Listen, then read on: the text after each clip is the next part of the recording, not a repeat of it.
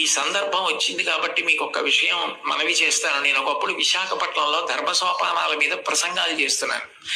ఆ రోజుల్లో విశాఖపట్నంలో ఉన్న పాఠశాలల్లో ఉన్న విద్యార్థులకి మా నాన్నగారు అన్న విషయం మీద మాట్లాడమని వ్యాసరచన పోటీ నిర్వహించారు.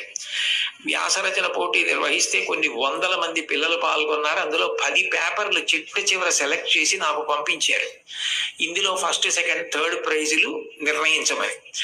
నేను పేర్లు చూస్తే ఒకవేళ నాకు ఏదైనా పక్షపాతం కలుగుతుందేమో, సుశీల అని కనపడింది అనుకోండి, తెల్లవారుజామునే మా అమ్మ గుర్తొచ్చి ఒక మార్క్ ఎక్కువ వేస్తానేమో అని నేను పేర్లు చూడకుండా పేపర్లు దిద్ది మార్కులు వేసేసి తర్వాత పేర్లు చూశాను.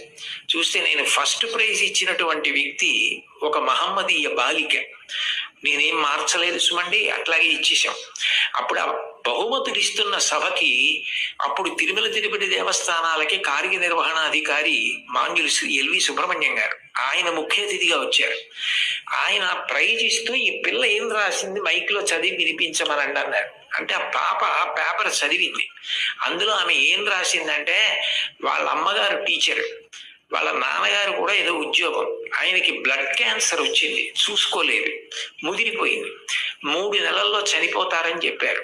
ఆయన తన భార్య దగ్గరికి వెళ్ళి అడిగింది ఏంటంటే, ఈ 3 నెలలు నేను చనిపోతానన్న విషయం పిల్లలకి చెప్పద్దు, వాళ్ళు ఏడిస్తే నేను చూడలేను, నేను చనిపోయాక వాళ్ళు ఇటు ఏడుస్తారు, అప్పుడు నేను ఆపలేను, నేను బ్రతికుండగా వాళ్ళు ఏడవడం నేను చూడలేను, కాబట్టి నేను చనిపోతాను 3 నెలల్లో అన్న విషయాన్ని మాత్రం నా పిల్లలకి చెప్పొద్దని రాత్రింబవళ్ళు హక్కున చేర్చుకుని మా భవిష్యత్తు కోసం ఇంకా కష్టపడి అంత జాగ్రత్తగా వ్యవస్థ చేసి 3 నెలల తర్వాత ఆయన మరణిస్తారని తెలిసి చిట్ట చివరి కాలంలో 3 దగ్గర పెట్టుకుని చెప్పకుండా అంత ప్రేమ చూపించి కన్నుల నీరు కారుస్తూ 3 వంక గుడ్లు తిప్పుతూ ప్రాణం వదిలేశారు ఆయన.